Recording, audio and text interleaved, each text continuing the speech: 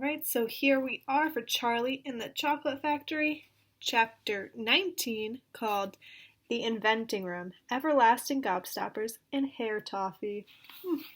Wonder what that means. When Mr. Wonka shouted, "Stop the boat!" the Oompa Loompas jammed their oars into the river and backed water furiously. The boat stopped.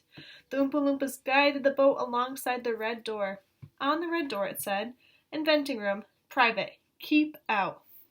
Mr. Wonka took a key from his pocket, leaned over the side of the boat, and put the key in the hole. "This is the most important room in the entire factory," he said. "All my most secret new inventions are cooking and simmering in here. Old Fickelgruber would give his front teeth to be allowed inside just for 3 minutes. So would Prodnose and Slugworth and all the other rotten chocolate makers. But now, listen to me. I want no messing about when you go in, no touching, no meddling, and no tasting. Is that agreed?" "Yes, yes," the children cried. "We won't touch a thing." Up to now, Mr. Wonka said, nobody else, not even an Oompa Loompa, has ever been allowed in here. He opened the door and stepped out of the boat into the room. The 4 children and their parents all scrambled after him. "Don't touch!" shouted Mr. Wonka, "and don't knock anything over."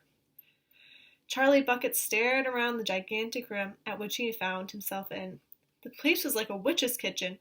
All about him black metal pots were boiling and bubbling on huge stoves, and kettles were hissing, and pans were sizzling, and strange iron machines were clanking and spluttering, and there were pipes running all over the ceiling and walls, and the whole place was filled with smoke and steam and delicious rich smells.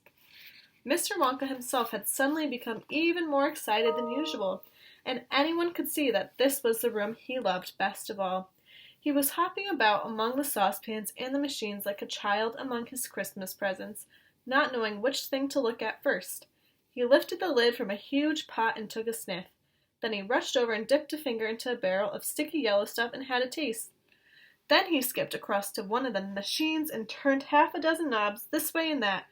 Then he peered anxiously through the glass of a gigantic oven, rubbing his hands and cackling with delight at what he saw inside.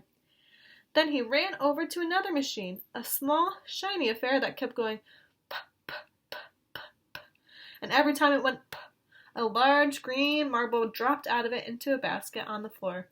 At least it looked like a marble. "Everlasting Gobstoppers!" cried Mr. Wonka proudly. Here's a look into the room. Let's hear what an everlasting gobstopper is. "They're completely new. I am inventing them for children who are given very little pocket money.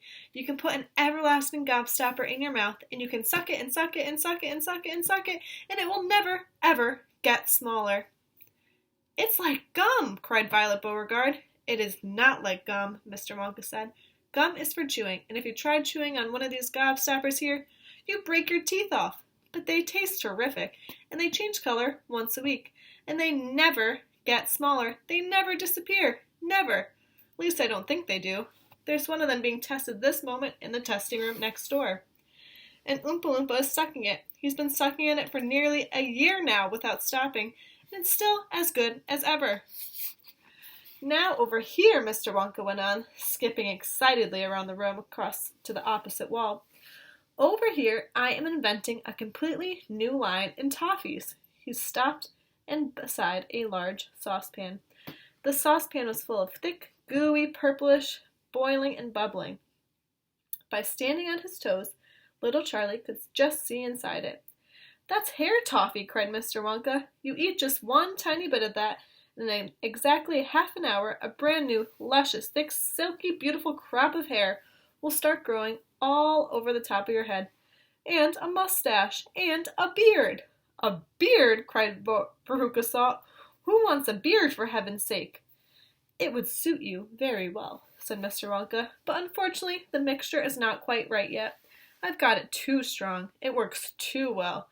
I tried it on an Oompa Loompa yesterday in the testing room, and immediately a huge beard started shooting out of his chin, and the beard grew so fast it was trailing all over the floor like a thick, hairy carpet. It was growing faster than we could cut it. In the end, we had to use a lawn mower to keep it in check. Oh my goodness. But I'll get the mixture right soon. And when I do, there'll be no excuse anymore for little boys and girls going about with bald heads. But Mr. Wonka, said Mike Teavee, little boys and girls never do go about with... Don't argue, my dear child, please don't argue, cried Mr. Wonka. It's such a waste of precious time.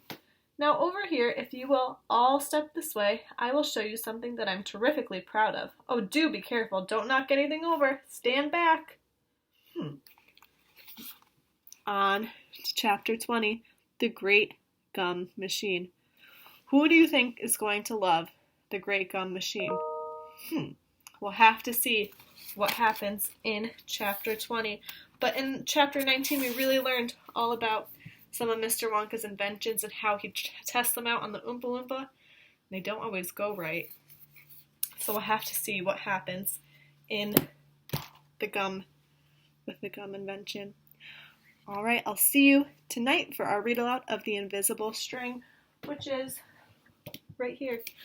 We'll read it soon. All right, bye.